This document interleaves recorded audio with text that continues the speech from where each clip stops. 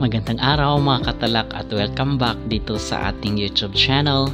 Sa vlog na ito ay ating pag-uusapan itong naging closed door interview kanina dito ni CJ Opiasa kasi tinututukan natin at talagang inaabangan natin yung mga ganap ng ating pambato dito pa rin sa Miss Grand International. Ating pag-uusapan itong naging komento ng isang netizen na kung saan is nabastusan daw at naging unprofessional daw itong si Mr. Nawat dito sa pagtatanong kay CJ Opiasa.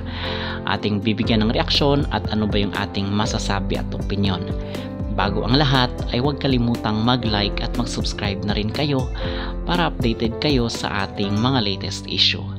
Ang pinaka-latest po ngayon na ganap dito sa Miss Grand International mga kapolitika ay itong ang pa-interview ng Miss Grand dito sa mga kandidata sa kanilang beauty pageant at kitang-kita natin doon na nasakyan ni CJ Opiasa itong pa-iskandalong tanong ni Mr. Nawat na kung saan ay inaakusahan daw yung kanyang beauty pageant na nagko-cooking show or nagluluto-luto dito sa mga winners ng Miss Grand International.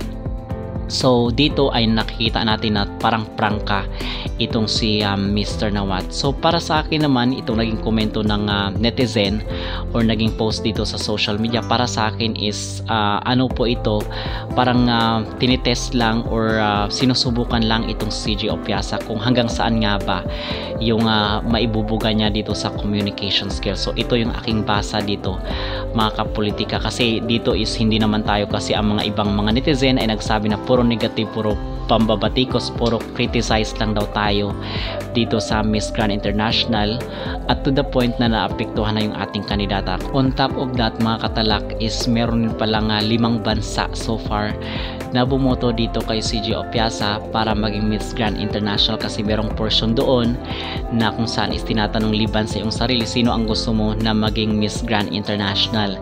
So 5 bansa po ang nag-agree dito kay CJ Opiasa, namely itong Nigeria, itong Denmark, itong Russia, Nepal at si Bangladesh.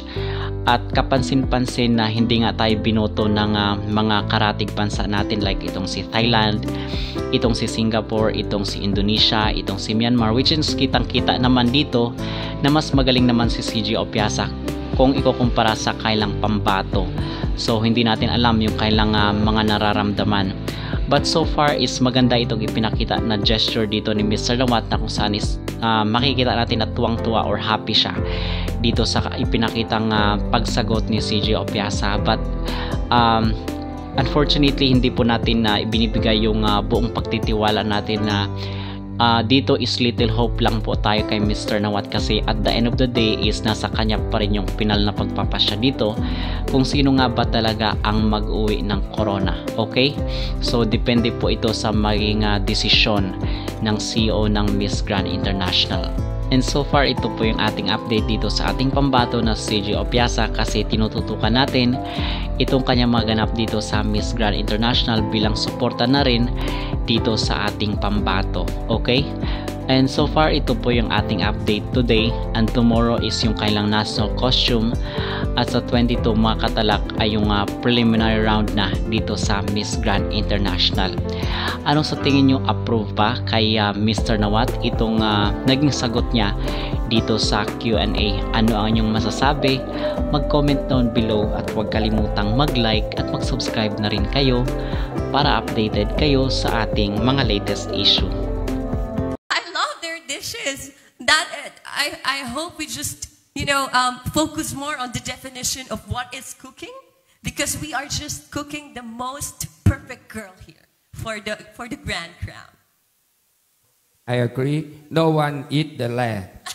Oh, we must cooking. Okay.